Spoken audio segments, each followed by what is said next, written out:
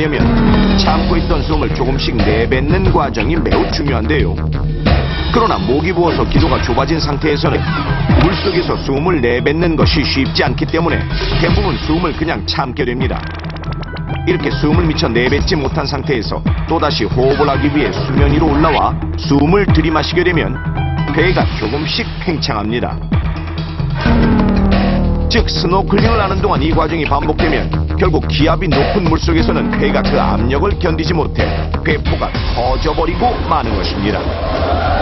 이렇게 배포가 터지면 10분에서 20분 안에도 사망으로 이어질 수 있는데, 모세혈관과 연결된 배포가 터지면 공기방울이 모세혈관으로 흘러들어 폐정맥을 타고 심장으로 들어가게 되고, 심장으로 들어간 공기방울은 다시 전신으로 흘러 결국 뇌까지 이동해 뇌동맥을 막아 뇌 손상을 일으킵니다. 뇌로 이동한 공기방울은 약 10분만 해도 뇌 손상을 일으켜 의식불명이 될 수도 있고, 단 5분 안에도 심장 정지로 사망할 수 있기에 그 위험성은 매우 큽니다. 자, 그럼 지금부터 그 원리를 좀 더 쉽게 알아보기 위해 높은 기압에서 배가 어떻게 변화하는지 간단한 실험을 통해 확인해 보겠습니다. 이 장비는 고압 챔버로 바닷속과 비슷한 기압을 인위적으로 만들 수 있는 장비입니다. 사람의 폐를 대신하기 위해 공기가 찬 풍선을 준비한 후 풍선을 챔버 안에 넣었는데요. 일반 대기압의 상태에서는 아무 변화 없이 일정 크기를 유지하는 풍선.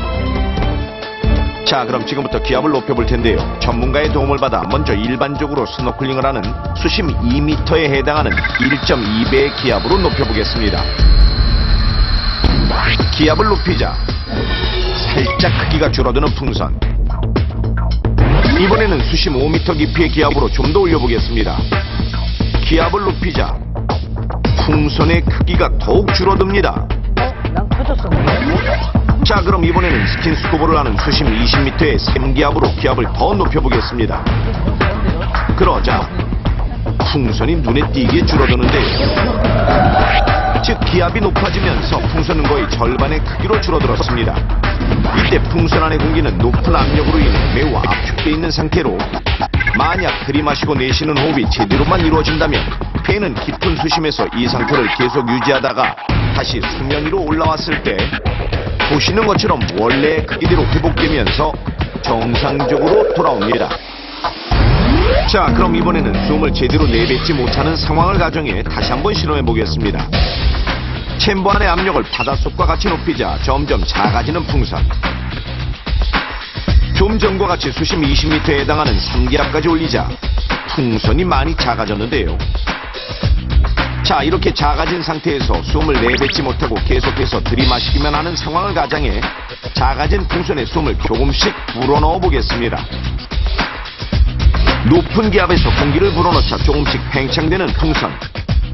그러나 그 크기는 아주 조금 팽창됐을 뿐 원래 배 크기에 비하면 한참 작기만 한데, 자, 그럼 이 상태에서 다시 수면 위로 올라오는 상황을 가정해 기압을 낮춰보겠습니다.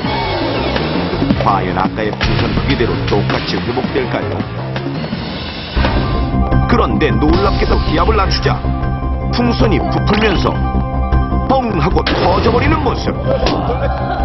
자, 다시 한번 느린 화면으로 보니 놀랍게도 기압을 낮추자 갑자기 원래의 배 크기보다 훨씬 커지면서 풍선이 터져버리고 말았습니다. 즉 높은 기압의 물속에서 숨을 내뱉는 과정이 제대로 이루어지지 않으면 폐가 팽창하게 되고, 이 상태에서 다시 기압이 낮은 수면 위로 올라오게 되면 폐가 그 압력을 견디지 못하고 심한 손상을 받아 결국 배포가 뻥 하고 터져버릴 수 있는 것입니다.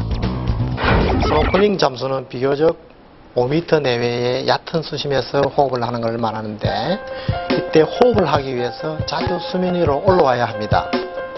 이때 압력 변화가 자주 일어나기 때문에 폐에 무리가 가지 않으려면 물속에서 호흡을 제대로 하는 것이 중요한데요. 따라서 목감기나 코감기 이런 환자들은 스노클링 할 때 각별히 주의가 필요합니다. 이처럼 우리 몸속의 각 기관은 기압에 영향을 받기 때문에 스노클링이나 스쿠버 다이빙을 하기 전 반드시 신체 각 기관에 문제가 없는지 반드시 확인해야 합니다. 목과 함께 가장 예민한 부분이 바로 귀. 높은 산에 오르거나 비행기를 탔을 때 어느 순간 귀가 먹먹해지는 듯한 느낌 한 번쯤 경험해 보셨을 텐데요. 물 속에서도 이와 같이 귀가 먹먹해지는 현상이 쉽게 나타납니다.